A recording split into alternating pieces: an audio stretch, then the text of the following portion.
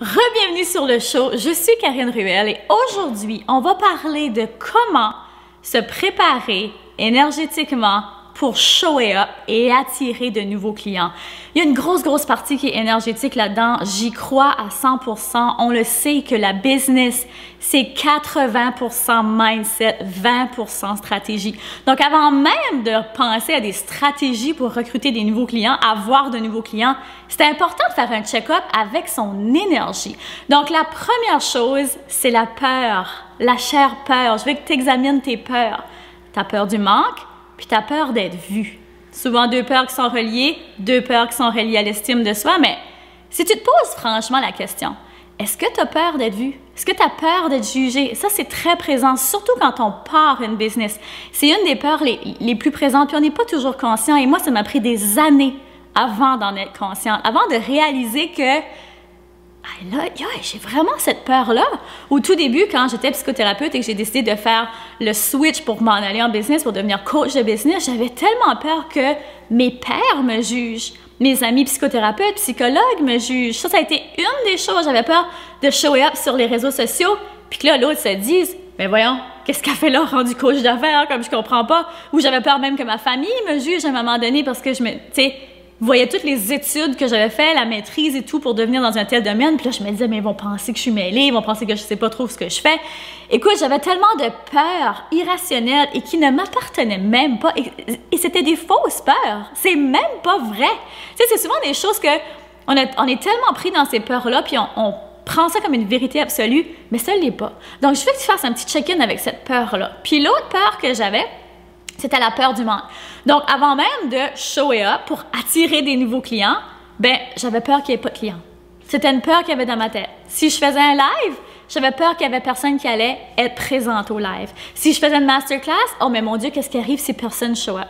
Mais déjà, quand on est en train de penser comme ça, il y a une différence dans notre énergie. Il y a une différence dans la prise d'action qu'on va faire aussi. Donc, c'est pas juste au niveau énergétique, c'est parce que ton énergie, tes croyances vont venir influencer ton état d'esprit, puis ton état d'esprit va clairement influencer tes actions.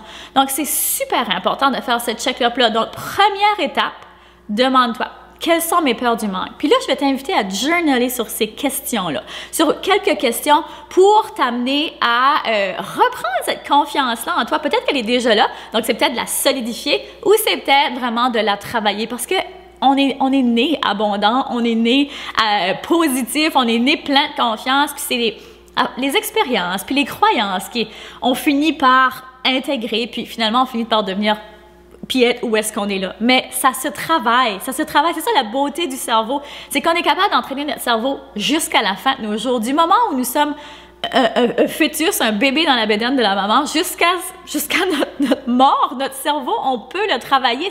C'est magnifique, c'est magique. Donc, j'espère que juste ça, tu réalises à quel point tu es puissante puis à quel point tu as le pouvoir sur ta situation. Tu as toujours le pouvoir sur ta situation. Tu as toujours le pouvoir de décider comment tu vois ta situation et quelles sont les prochaines actions que tu vas prendre. Donc, les premières choses que je veux que tu fasses en journaling, tu peux sortir juste soit ton journal, si tu es déjà quelqu'un qui journal ou une feuille ou peu importe. Puis je veux que tu me nommes les 20 raisons pourquoi tes clients ont besoin de toi. Pourquoi avec toi, c'est différent. Je veux juste te donner l'exemple pour te faire réaliser à quel point tu es important puis que ton message peut faire une différence. Tu as certainement déjà entendu, je t'invite à penser par exemple à ta citation favorite. Peut-être que tu l'as entendue 1001 fois de plusieurs personnes. Mais qu'une journée, il y a une telle personne qui l'a dit, puis ça a fait comme « Oh! » Ça a cliqué. Ou ça pourrait être un message. Tu sais que tu avais déjà entendu ça, tu le savais, mais lorsqu'une telle personne l'a dit avec son énergie, son intention, ça a fait comme « Sais-tu quoi? Aujourd'hui, je l'entends, puis je vais prendre action. Puis c'est aujourd'hui que je vais changer les choses. » Cette personne-là t'a peut-être tellement inspiré que parmi toutes les coachs d'affaires du monde, c'est avec elle que tu as décidé d'aller. Et ça, là, c'est tellement important de reconnaître sa valeur. Puis, parce que des fois, on se perd dans il y a tellement de gens qui sont présents, puis il y a tellement de gens qui font ce qu'on fait. Oui, pratiquement tout a déjà été fait. Ça, c'est clair. Mais je te répète, je le dis souvent dans les épisodes, tout n'a jamais été fait par toi. Donc ça, c'est la première chose. Les 20 raisons pourquoi est-ce que quelqu'un voudrait travailler avec toi? Quelles sont les raisons pourquoi tes clients ont besoin de toi? Puis ensuite, je veux que tu me dises, qu'est-ce que ça vaut, ça, le travail que tu apportes au client, la transformation que tu apportes au client? Qu'est-ce que ça vaut que tu aides une personne à restaurer son estime de soi? Qu'est-ce que ça vaut, ça, que tu aides une personne à dépasser ses croyances limitantes en business? Qu'est-ce que ça vaut, ça, d'aider une personne avec ses stratégies Facebook Ads pour qu'elle ait plus de personnes qui entrent dans son univers? Qu'est-ce que ça vaut? Parfois, là, on n'est même pas capable de mettre un chiffre, tellement ça vaut, tellement il n'y a pas de prix. Quand on pense surtout à des choses comme des relations, par exemple, qu'est-ce que ça vaut d'aider une maman qui a de la difficulté avec peut-être un problème de comportement de son enfant ou quelque chose comme ça? Qu'est-ce que ça vaut de restaurer cette relation-là? Ça vaut énormément. Puis quand tu commences à voir toute la valeur que tu apportes dans la vie des gens, mais tu commences à ne plus avoir peur de charger pour tes services au prix que tu vaux. Tu n'as plus peur de parler de tes services, donc plus peur d'être vu, parce que tu sais que ton message a besoin d'être entendu. Je te le dis, je te le répète, tellement important. Donc, je t'invite vraiment à faire une bonne session de journaling sur ces questions-là. Deuxième chose, je veux que déjà dans ton mindset, tu t'attendes à ce que ça arrive. Donc, tu t'attends à attirer des clients. Pas toujours avoir l'idée que il n'y aura personne qui va venir. J'aurai pas de nouveaux clients. C'est sûr qu'il y a presque personne qui va prendre mon nouveau programme. C'est un nouveau programme, c'est sûr qu'il n'y aura personne. Si tu t'attends à ça, tu vas le manifester. Même chose avec si tu attends le contraire. Quand tu t'attends à du positif, on est tellement, là, les humains, conditionnés à toujours s'attendre au pire, au négatif. Mais what about que tu changes ça? What about que tu fais le chiffre? Je ne dis pas que ça va être magique, instantané, puis parle dans ton premier programme 100 nouvelles personnes. C'est pas ça que je te dis. Mais ce que je te dis, c'est que si tu changes ton shift, déjà là, ton expérience va être complètement différente. S'il y a des problèmes, des défis qui surgissent pendant cette course-là aux nouveaux clients, mais tu vas être capable de les résoudre avec beaucoup plus de facilité, beaucoup plus d'aisance. Donc, c'est tellement important. Et moi, je crois, et je le dis, je le répète, je crois tellement dans l'énergie, à quel point ce qu'on est, notre monde intérieur, ça finit par devenir notre monde extérieur. C'est pas toujours magique du jour au lendemain. C'est un travail. C'est un travail continu, mais qui se fait aussi dans le subconscient. Mais c'est lorsqu'on commence à prendre conscience de tous ces blocages-là, de toutes ces appréhensions-là qu'on a. C'est une réflexion. C'est une réflexion. Donc, déjà là, essaye de t'attendre à ça, OK?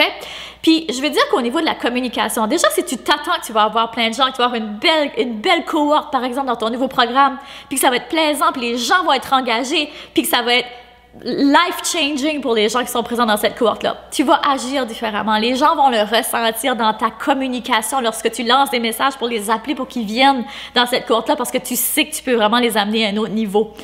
La communication, là, puis ça, prends-le en note, c'est 7% les mots et 93% l'énergie. C'est intense, mais pense-y, avant même qu'un bébé parle, on sait ce qu'il veut dire, juste avec la façon dont il babille, juste avec ses expressions faciales, la façon qu'il bouge, tu peux savoir tout de suite. Demande à n'importe quelle maman. Aussitôt qu'on fait juste entendre un petit bruit ou de la façon que le bébé bouge, il y a des coliques, il y a faim.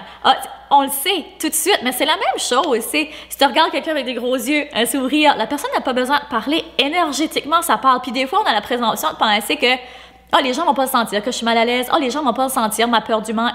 Non, les gens vont le sentir. OK? Fait que c'est de comment est-ce que tu peux le travailler. Et c'est pas de te cacher jusqu'à ce que tu aies travaillé cette peur du manque-là. C'est pas ça que je dis non plus. On est en perpétuelle évolution. C'est de faire des petits pas et je crois que les changements passent par l'action. Rien de magique ici. Fait que, ben oui, tout est magie. Tout est magie et rien est magique d'une certaine façon. Tout arrive pas tout seul, mais tout est magique d'une certaine façon. Donc, prends ça en conscience et fais ce travail-là de déblocage, de nettoyage pour t'amener au prochain niveau. Tes clients vont toujours matcher aussi ton énergie. Tu vas attirer le même niveau que ce que tu dégages. Ça, indéniable. À chaque sphère de ma business, j'attire toujours des nouveaux levels, des nouvelles levels de personnes. Moi, j'ai évolué. C'est comme, à chaque fois, je me vois aller prendre des cafés avec ces personnes-là. Je suis comme, aïe, on a tellement en commun. Comme, c'est clair, on vibe, c'est la même fréquence. C'est clair. Puis c'est ce genre de personnes-là avec qui tu veux travailler. Parce que tu sais, souvent, on pense quand on se lance en business puis qu'on va attirer des nouveaux clients, tout est projeté sur le client. C'est comme, faut que je réponde à ses besoins. Je veux cette personne-là. Oui, c'est important d'avoir ça en tête. C'est qui la personne avec qui tu veux travailler. Mais il faut aussi que tu vois ça comme une relation donnant-donnant. Moi, j'apporte énormément à mes clients, mais mes clients m'apportent énormément aussi. C'est une relation donnant-donnant incroyablement, j'ai envie de dire délicieuse. Parce que je ressors de mes sessions de coaching ou de programmes de coaching tellement nourrie. Et c'est ce qui fait que je fais le plus beau travail du monde entier. Puis c'est ce qui fait que je crois aussi, qui me pousse à toujours me former, toujours devenir meilleure parce que je veux continuer, moi, d'évoluer comme coach, puis de faire évoluer les personnes avec qui j'ai la chance de travailler. Donc, super important, deuxième point. Troisième point, ben, je veux que tu visualises ton client de rêve, justement. Donc, de faire ce travail-là. Avec qui est-ce que tu veux travailler? Dans le fond, j'ai un peu dit mon troisième point dans mon deuxième point, là. Donc, avec qui est-ce que tu veux travailler? C'est très important que ce soit une relation donnant-donnant, que ta cliente, elle te ressemble, ton client, il te ressemble. C'est peut-être la version de toi, peut-être 3 semaines passées, OK, je dis, peut-être c'est pas long, c'est probablement la personne de toi à 2 ans passés, mais t'es pas obligé d'être super loin en avant de ta cliente ou ton client. C'est juste quelques pas en avant. Bien souvent. Puis ça, on perd ça de vue. On pense qu'on doit être parfait quand on commence notre business. Mais non, pas besoin d'être parfait. Juste besoin d'y aller avec l'intention de faire de ton mieux, d'avoir bien sûr fait le travail, d'avoir travaillé ton système signature, d'avoir quelque chose de solide à offrir à ton client. Pas juste, on va commencer une session, puis je sais pas trop je sais pas trop comment ça va aller, on va voir. Non, non. Tu dois avoir une méthodologie qui est solide. Mais après, c'est souvent, encore une fois, stratégie, 20%. Ça a besoin d'être solide, mais après, c'est toi, il faut qu'il soit solide pour attirer ces clients-là. Donc voilà, j'espère que ça t'aide. Si ça t'aide, viens me dire en commentaire quelles sont les actions que tu vas prendre à partir de là maintenant pour faire des shifts énergétiques. Quelles sont les premières actions que tu vas prendre? Et si tu as aimé l'épisode, je t'invite à le partager. Et sur ce, on se retrouve dans le prochain épisode. Vous venez d'écouter le podcast Altitude. Pour ne rien manquer des prochains épisodes, abonnez-vous au podcast et cliquez sur le 5 étoiles. Vous pouvez aussi consulter nos outils gratuits créés pour vous au www.podcastaltitude.com. Merci d'avoir été là et à très bientôt dans le prochain épisode Femmes d'Altitude.